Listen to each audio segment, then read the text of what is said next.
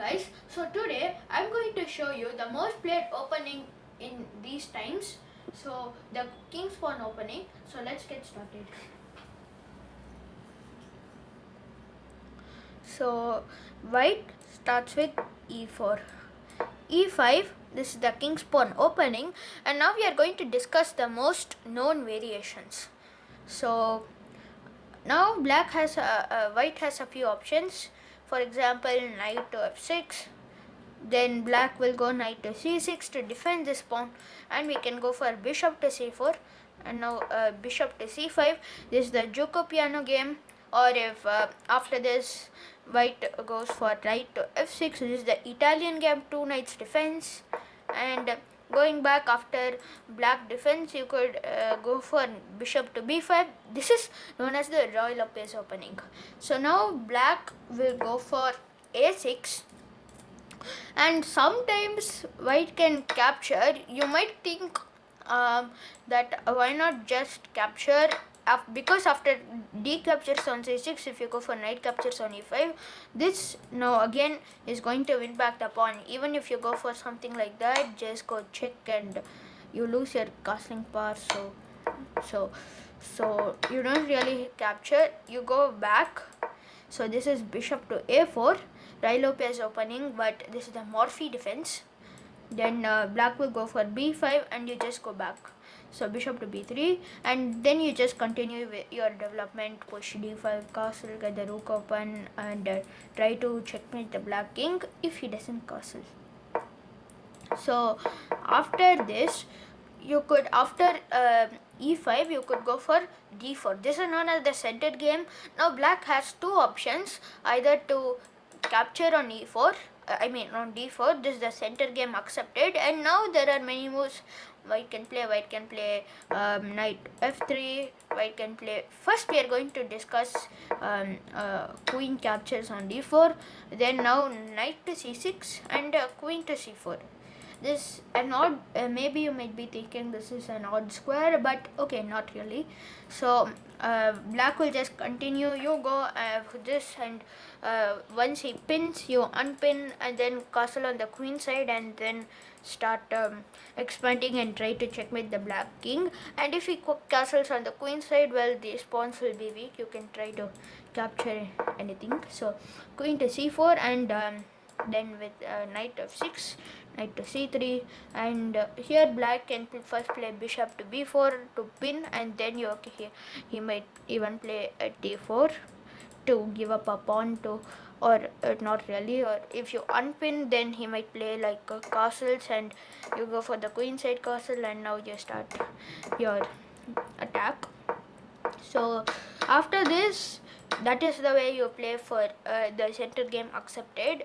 And after e captures on d4, you can go knight to f6, it's f3, sorry, it's basically the same idea. And if black tries to defend with knight to c6, still just knight captures, queen captures, again you get this position. But now you have a bit of an advantage, is that your queen is already centralized, and that black does not have that knight to come and try to get your queen away. So you can just continue development castle, and so on.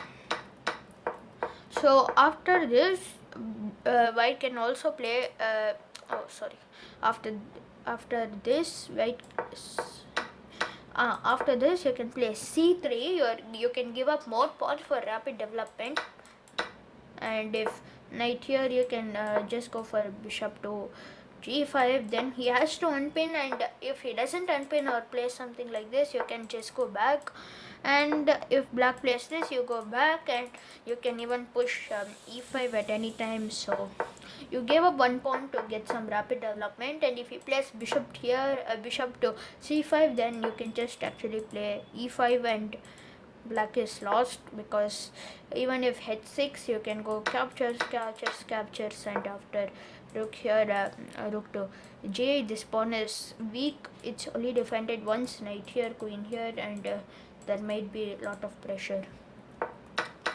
So going back after this, so now since we have discussed the center game and the Ruy Lopez variation. And now let's discuss the Berlin defense. So knight to f3, and now after the knight to c6, it's bishop to b5. It goes with the same idea, but okay, now black goes knight to f6. So the Ruy Lopez variation is e4, e5, and you develop your knights, and then you get your bishop out to threaten to win a pawn. And remember, if he captures with this pawn, go ahead and capture it. It's like a free pawn, but okay, if he plays queen here, you can support the knight, and if he doesn't play this, you have a pawn, and you can castle, and after this, you bring a knight back, and you can capture, but you get the rook back and a pin. So I can even show you. I'll show you at the end of the video. So knight to f6. This is the Ruy Lopez opening, but the Berlin defense. So the idea is, if you want to capture, then black can go here, and even if you play this, then black captures on e4. So it's basically just the same. So after knight to f6, white will mostly go for knight to c3, and after bishop to b4, this is known as the four knights game, where all the knights are out and the bishops are and the position is symmetrical basically. So after bishop to b4, you can just play this, and after captures, if knight captures, queen here, and if he defends the knight, then captures and knight captures on e5. If he goes for this, you can just develop your bishop, or even support it with f4, or even play f3 to counter attack the knight. So okay, going back. So after e4, we can even play f4. This is known as the king's gambit. So basically, it's like the queen's gambit, same idea. After d4, d5, you gambit a pawn, but now this is the king's gambit because it's played on the king's side, and that is the queen's gambit because it's the queen's pawn, and this is king's gambit because it's played with the king's pawn. So you have to be careful because of these. For example, white can make a mistake after he captures on f4. White can play something like d4, but again black is dominating. He can go for queen to h4, and now you don't really have a good move. If your block just takes, and you are completely lost now for fact. So if, for example, if you go for knight to f3, just j2 with check, sacrificing the queen, and after that he queens, and again he is up 6 points. It's basically like sacrificing the queen to get another queen with taking so much material. So you have to be careful. If after this, do not play d4 immediately. First go knight to f3. Now defending this important h4 square, and then play d4. There is no hurry, and you can always recapture the pawn. For example, if black continues development, you still go for d4, and now you are threatening to push d5 too, but that can wait. If he goes for something like this, then again, yeah, as I said, there is no hurry.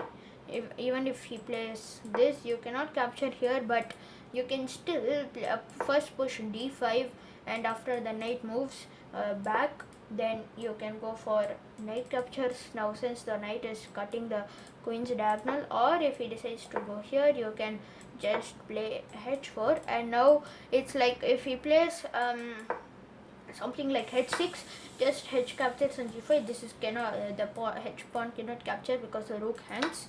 So instead, if you play something like this, then again black is dominating. You can just capture, and this pawn has a weakness, so you can actually go for something like a queen here, getting hold of this weak diagonal. Even though knight here can stop it, but you can still capture a knight captures on g5.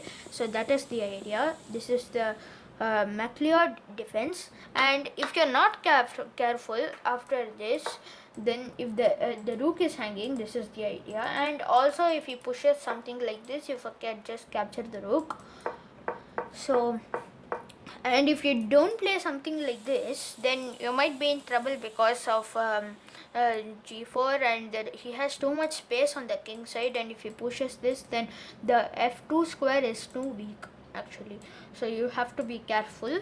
And the basic idea is to expose the black king's diagonal, but you also expose your diagonal, but you have knight here, and black has knight to f6 and you have knight to f3. Okay, so after this, we saw the King's Gambit, we saw the Ruy Lopez variation, the Berlin defense, the Ruy Lopez opening, Berlin defense.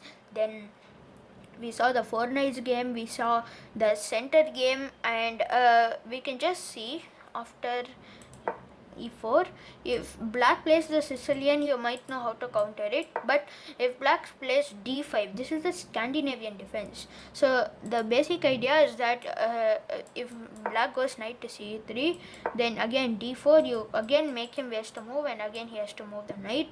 That is the idea. So the most known move is to just capture, e captures on d5, and now you just go back, and both sides continue development. So here, so and it might be a good game for you.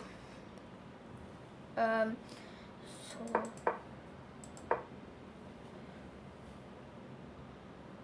yeah, so that is the Scandinavian defense. Here black has another option of going for e6. So now this is known as the French defense.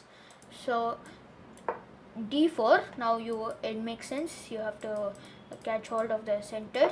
Black strikes with d5. Here you have an option of capturing, and it's basically almost the same as Queen's Gambit, but Queen's pawn opening, sorry.